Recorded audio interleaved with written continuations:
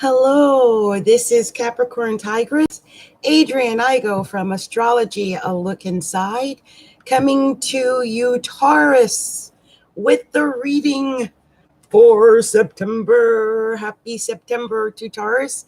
This is actually a positive month for Taurus and for Capricorns because, uh, you know, Virgo is of the earth element, and myself, Capricorn, and you, Taurus, are of the earth element.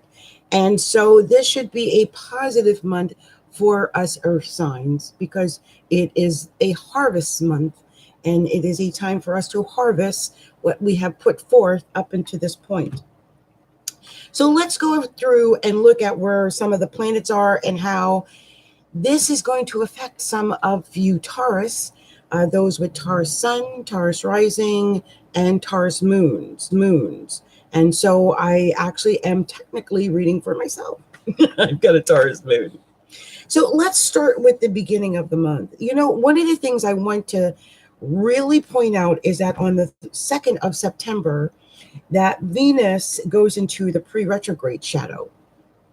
And what I mean by that is that it's preparing Venus for that retrograde, which is going to happen, later on, because it's actually going into, Venus will be going into Scorpio on the 9th of September. But Venus is going to retrograde on October 5th. And so everything that happens throughout the month of September, from the 2nd of September through that retrograde, you're kind of in that rebounds. This is a time of rebound. So if you're someone who is a Taurus or you're really heavily influenced by Venus, when Venus is in that shadow, that pre-retrograde shadow, I just think, those relationships are just, they're rebounds. They're bound to, they're boundary, So, how do you control when you fall in love? It's hard to do that. But be aware that during this time, September 2nd through October 5th, you're in that pre-retrograde shadow. October 5th, it's going to retrograde. So, you'll find yourself repeating or having to repeat, or find that you're in a rebound or something like that. So just be aware of that. I just thought I would share that with you today. Now, Mercury enters Virgo on the 5th, and that is in your solar 5th house. And so the emphasis mentally would be on, things like children and taking chances and risks. And I always think of gambling when I think of the 5th house, but children is really big. Creative pursuits, because, sometimes children aren't physical children, but they're creative children. And so, yeah, that too. So you might be envisioning children or something like that. Also, what was I going to say about the 5th house? Because there is more emphasis on that. Well, of course, the sun is in the 5th house because it's the time of Virgo. So, up until the sun goes into Libra, which is not until the 22nd, we're in the time of Virgo, and Mercury is there, the sun is there. And on the 9th of September, the new moon is going to be there in your 5th house of taking chances and taking risks and gambling and children. I wouldn't, when there's new moon, there's the possibility, especially when it's in the solar 5th house, I just keep thinking there's the possibility of pregnancies or, children or, new birth, something new that's being created right now. And it should be beautiful in a harvest moon. So that should be a wonderful experience for you, Taurus. Now, once I just wanted to say something else. That same day, on the 9th, Venus enters Scorpio. So I just wanted to make sure I mentioned that. It enters Scorpio, which is your solar seventh house. So things should be pleasant with you and your partner. It should be a positive experience. I don't see any negative there with that, because even though Venus would technically be opposing Taurus, it's your ruling sign, and it's in your seventh house of your partnerships, your marriage, your business partnerships, other people that you deal with or close to. So I can see that being pleasant and sociable and just a really pleasant, good time. Of course, as I said, though, remember that Venus is in its like pre-retrograde shadow. I just, the sad thing is, I don't. The thought that you would start something and then have to redo it again after the retrograde is over is heartbreaking, because that's September 2nd, that's all of September, and it's going to probably take up most of October. So let's hope that whatever you put your heart forward to, that it's all going to be in a positive and uplifting light. Looks really good there. So on the 10th, Mars enters Aquarius, and Aquarius is up at your 10th house. And so you're going to have emphasis in the area of your career. And that bodes really well for, maybe doing well with your boss, or your whatever work that you do or career that you have, your reputation with others, and the image that you have. It should all be very well out there. I mean, you should really be able to promote yourself and push yourself after the 10th. I could see you really being able to be a force in the area of your career. Now, you don't want to be overly aggressive in the area of your career, or scary, because Mars can go over the top, and you really want to avoid going over the top when Mars is up in the 10th house like that.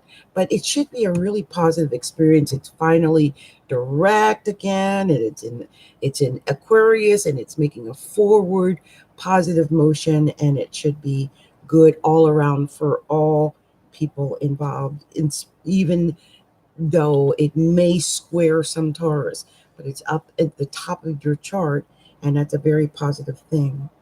Now, also, I want to mention that there's going to probably be a really nice trine between, that early degrees of Mars and the Sun and Mercury, because the Sun or Mercury enters Libra on the 21st, and the Sun enters Libra on the 22nd.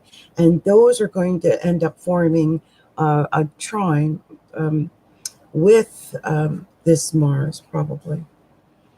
They move a little, faster.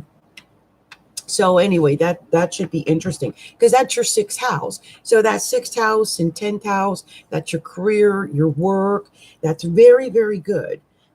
So hopefully you'll be able to take advantage of that, because it's finally going in a positive motion, and you can get off any projects that you might have needed to get started, and you can actually get those going in a really positive direction, and that makes me excited.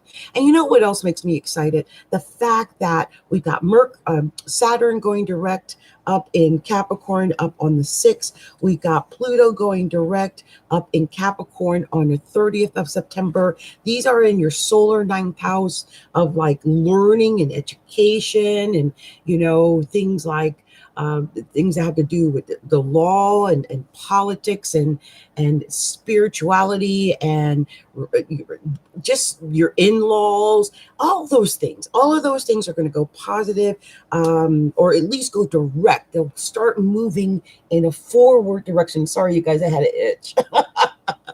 It'll start moving in a forward direction, and that is a very good thing. And so if anything has been stalled in the area of like travel or spirituality or law, if you've had any type of things had to do with the justice system or education or anything like that, because Saturn's been retrograde, I think, since like April or something. So now it's all going to go forward again. You can start making progress. That's going to be a very positive thing. I'm excited actually about that. And on the 24th, there's going to be a full moon in Aries. Now, that's going to be in the solar 12th house. So it might bring out some hidden things that you weren't even aware of. You know, Aries always has to do with starting things and pioneering things, and maybe even being a little courageous, or maybe even being a little aggressive, or maybe even being a little egotistical. I hate to say that. So it could be one of those things where we need to really be careful on that day of being, maybe a little too selfish, or something like that, because Aries can do that. When I think of Aries, and I'm sorry, Aries, but I always think of a child. It's all children are. They're very young and inexperienced, so all they can do sometimes is yell, and that happens. And so, when the moon is full, it's usually very emotional, and so I can see that being a day where all you can do is yell.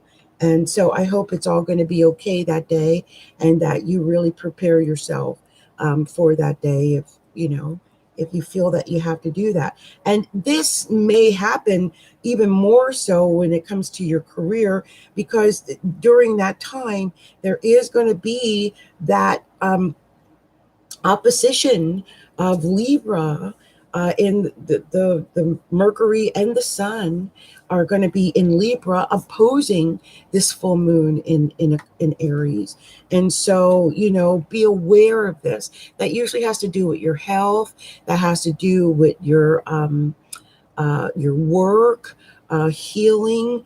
Is this going to be a positive thing? I don't know. I don't know what that polar axis is going to bring, that 12th house, 6th house polar axis on the solar level. Now, on your individual level, because this is a general reading, it may fall in a different house, it may give a different emphasis, but on a solar level, that polar axis is going to be between that 12th house and that 6th house. So it could be the mental, the emotional, and the actual physical are going to be at odds with each other. And so we need to really be aware of this before this happens, because it will happen, or it could, as of the 24th. That's the full moon, and it's going to happen at 2 degrees Aries. Okay. Now on the 25th, Chiron retrogrades into Pisces, or it enters Pisces at 8:12 p.m. on the 25th, and it's retrograded there, and that's your 11th house. So there's going to be a little bit of, maybe you'll feel some way about some groups or associations, or something, you just, maybe friends, or you just feel abandoned maybe of that day. So you just be aware that, you may be feeling a little bit sad in the area of friends, or feel that you're not making any progress in the area of your friends, or someone might let you down. You just might feel a certain way in that area for some reason, because Chiron is usually the area where, when things go sad, I usually look at Chiron to see where that sadness is. And as you know, Pisces is already in that 11th house. So, wherever not Pisces, Neptune. Well, it is Pisces because it's your solar 11th house, but Neptune is in Pisces. And this is something because Neptune is the ruler of Pisces. And it's kind of like this exalted Neptune right now. And it's, trining and doing all kinds of things with Jupiter. At least we had that beautiful Jupiter Neptune trine a few days ago. And so, just be aware that whenever that happens, because that Jupiter's in the 7th house, the solar 7th house of enemies. So that means you've got lots of enemies. Might not even know it. There's lots of there's lots of opposition. There's lots of enemies right now. That full house in Aries on the 24th may be opposition or it may be you being sad because of friends, because that's hidden enemies. That's a possibility. But Neptune on the 11th house means you just really might not be aware of everything in the groups and associations and things like that you're participating in. And or you might have this elevated goal amongst you and your groups and associates, that you are doing things with your friends. It could just be a very otherworldly, metaphysical type of situation, and so that's one possibility. So yeah. I mean, as I look at this, I think, how would that take place in the 11th house? And I'll, as a person with their Taurus moon, I would say for myself, I personally have many groups. I belong to astrology groups and things like that. And I have lots of people that I know in those groups. And so it could, take a form in that way. Anyway, be aware of this. And this is one of the final aspects of the month. And on the 30th, Pluto goes direct. And we talked about that. That's Capricorn. Pluto at 18 degrees and 45 seconds. It happens at 10:03 p.m. Eastern Standard Time, 1 o'clock in the morning on the West Coast. Pluto goes direct on September 30th. And then, as I mentioned earlier, October 5th, Venus finally does go direct in Scorpio, which is your solar 7th house again. So, all through the month, as I said in the beginning, do not forget that we're in the pre-retrograde shadow of with Venus, and this is all in that 7th house.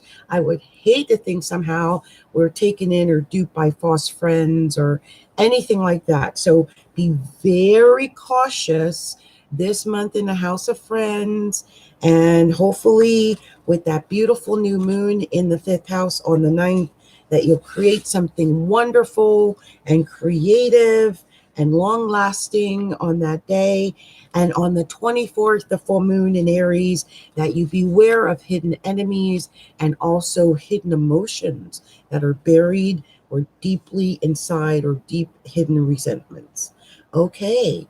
Well, this is Capricorntigress, Adrian Igo of Astrology, a Look Inside. I thank you so much for liking and participating and watching me. And also, I invite you all to visit me at astrologyaLookInside.com, where you can learn more about astrology and what I'm up to. Okay. Thank you all. Much love, much light to all. Have a wonderful September, Taurus. Bye now.